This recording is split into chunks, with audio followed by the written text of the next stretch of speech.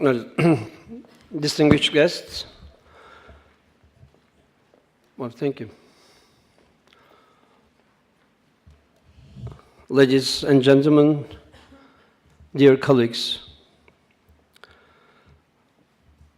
it is an honor and great pleasure for me to be together in this conference, in this international conference.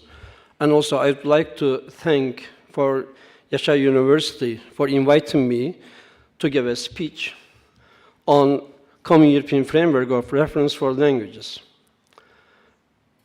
As you have already heard in my CV, I have been to Council of Europe for about 12 years as the national coordinator of Turkey. And then it was a school for me, and then we studied on Common European Framework, and for this reason, I called it as a theory.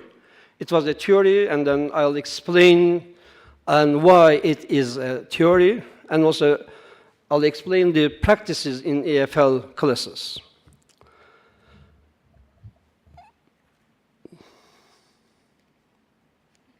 Sorry.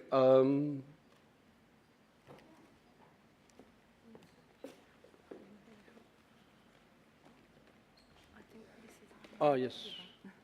Thank you. The contents of my speech covers the Council of Europe, and I would like to give you a general idea about what the Council of Europe is, and then Common European Framework, and shortly we say CFR.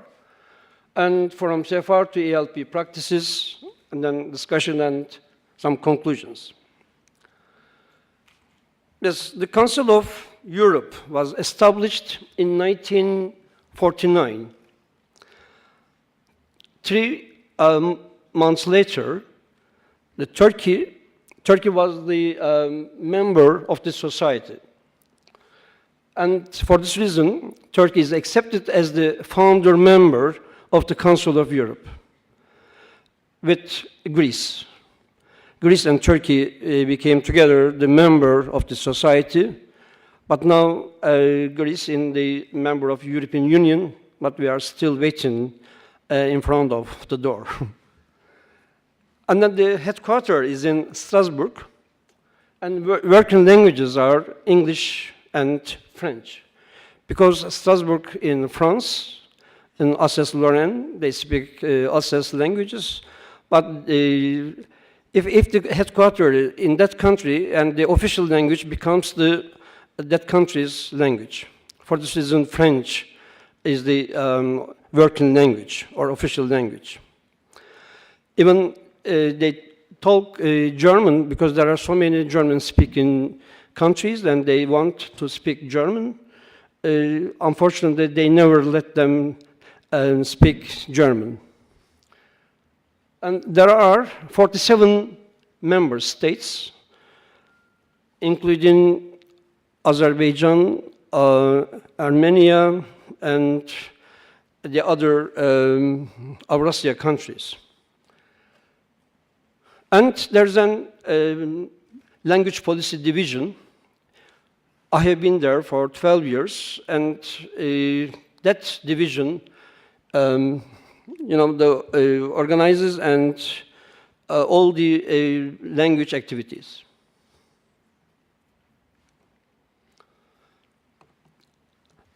Language policy division, the policy of language policy in Europe is the plurilingualism, or we say multilingualism, and also pluriculturalism or multiculturalism.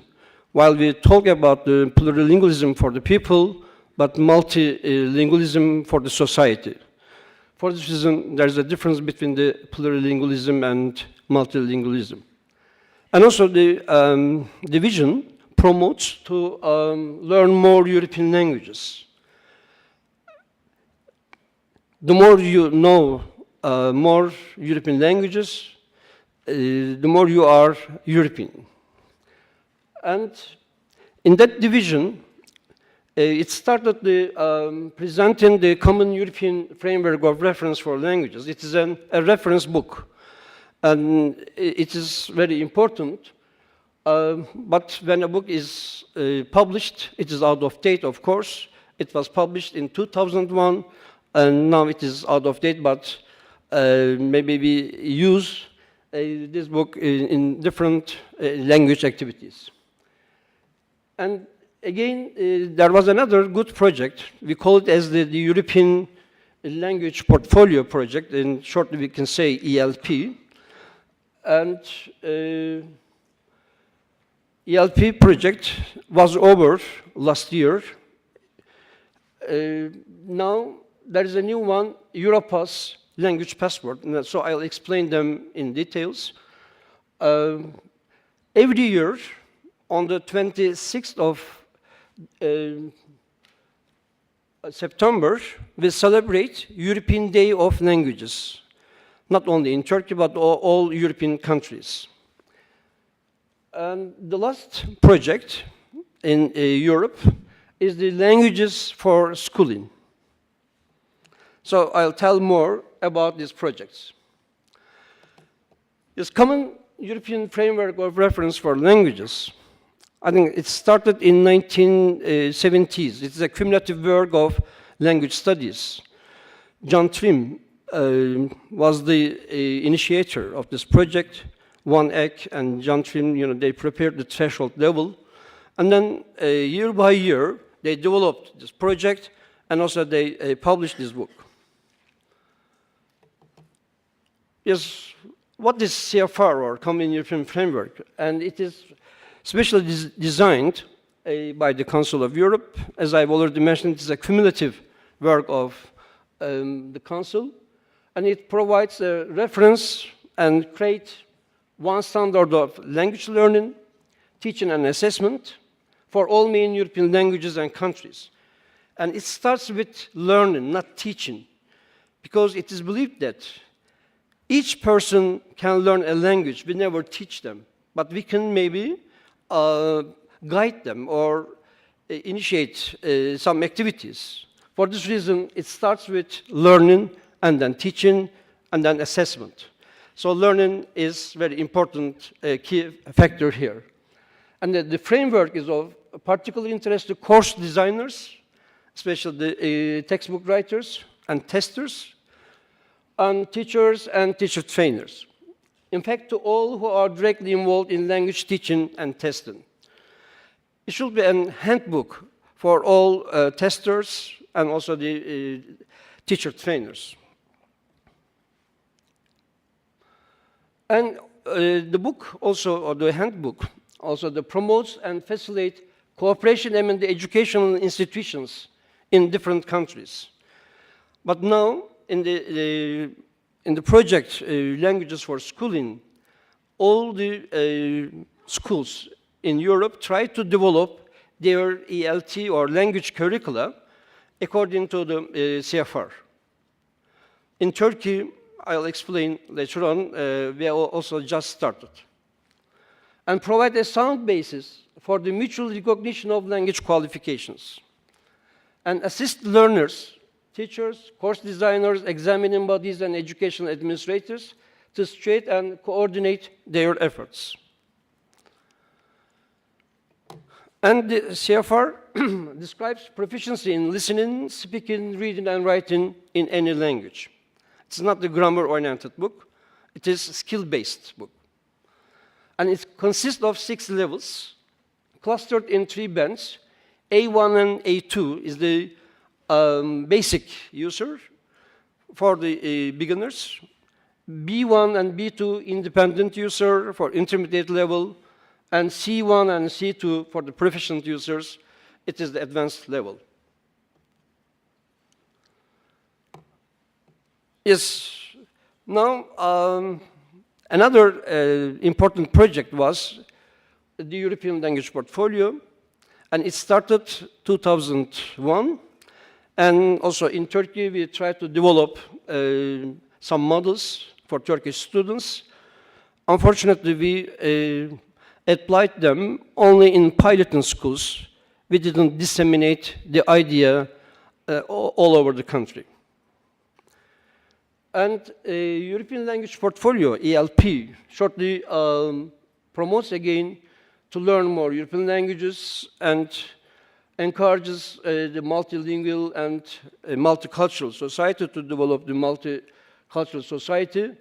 And another, the keyword is lifelong language learning. Not only in the classroom, but also out of the classroom, we can teach and learn the languages. And then, when we talk about the language dimensions again, listening and reading in the understanding part or comprehending part, listening comprehension and reading comprehension. Speaking, is divided into two groups. The first one, spoken production and spoken interaction. Mostly, most of the learners are good at spoken production, but in spoken interaction, there is listening part. It is difficult to develop them. In writing, also, I suggested to divide into two. Written production and written interaction, but it was classified like that, and they didn't want to change. But writing, also only one skill. Also, it's possible to put into two groups, written production and written interaction, in future maybe. And all the exams are prepared according to SoFL level and ELP methodology. And for in common Council of Europe, there are some exams. A1 is the simplest level, and for this reason, nobody wants to prepare the test for A1 level. But there are A2 tests, and it is the when we collaborate with the Cambridge University exams and German and French exams, CAT is collaborated with A2 exam, B1 PAT, preliminary English test, B2 first certificate in English, and C1 certificate in advanced English, and C2 certificate in proficiency in English. And these are the equivalents of the German tests and French tests. And also, as Turks, we should prepare this kind of test batteries in future.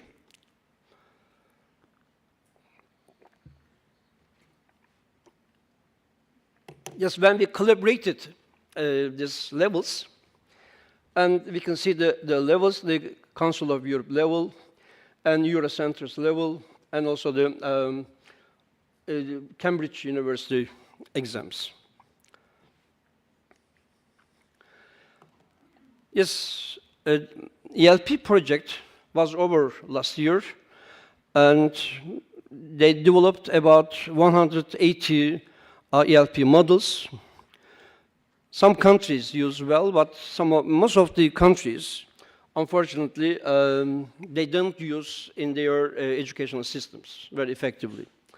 But at present, Europass is very common, and there is when we talk about Europass, there is an Europass CV, curriculum vitae, and Europass language